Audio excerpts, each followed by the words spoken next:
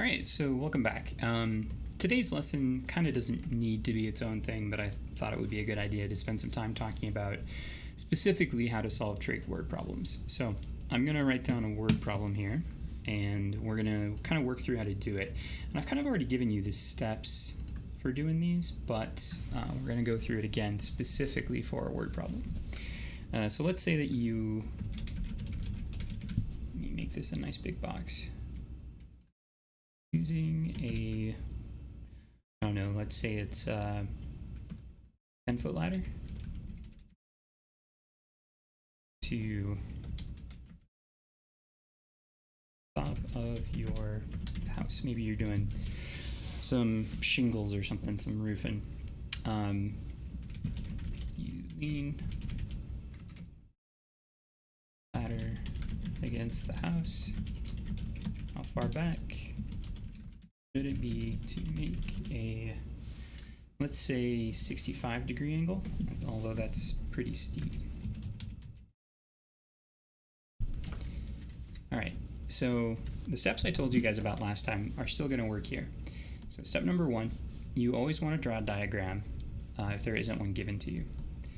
Even if you feel like you can do it without, you always want to draw a diagram, especially since this is totally new concept to you guys. I would not expect anybody to have it memorized already. So I've got my house, ground, label these even. I'm going to go the extra mile. So we've got house. Let's do a little picture of whoever's doing this. And then let's put in the 10-foot ladder. Label this 10-foot ladder. All right. Now, I want the angle to be 65 degrees, so you need to make sure you understand which angle that is. So I wanted to have a 65-degree angle. I forgot to add this with the ground. So I'm not looking for this angle to be 65. I'm looking for this one to be 65 down here. 90. So after you draw a diagram, the next thing you want to do is label the sides based on the angle that you're looking for. That was probably really loud, sorry. I'm going to call this A, B, and then this is. So if I labeled my sides, 10 feet is the hypotenuse. The height of the house to the ladder, this is going to be the opposite. That makes the distance from the house to the base of the ladder the adjacent. I cannot close the door to my office, so she's just gonna love on me when I'm here. Sorry about this, guys. All right, so once I have those labeled, I want to set it up.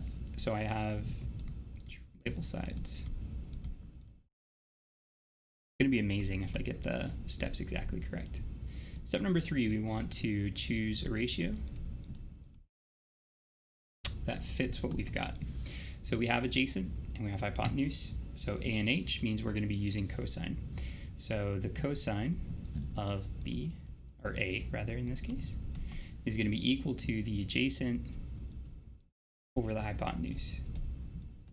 And I believe step 4 was to sub in and solve. If I sub values in, cosine of A is going to become the cosine of 65. The adjacent is unknown, and the hypotenuse is 10. So now I'm going to break out my handy-dandy calculator, find out what the cosine of 65 is. So, got to clear stuff out here first. There we go. Cosine 65. I'm going to round this to 2 decimal points, so that's 0.42. 0.42. is equal to x over 10. And then if I multiply both sides by 10, I don't even need my calculator to do that. It's just going to be 4.2. And that's feet. All right, cool. That's all there is for this lesson. It's really short.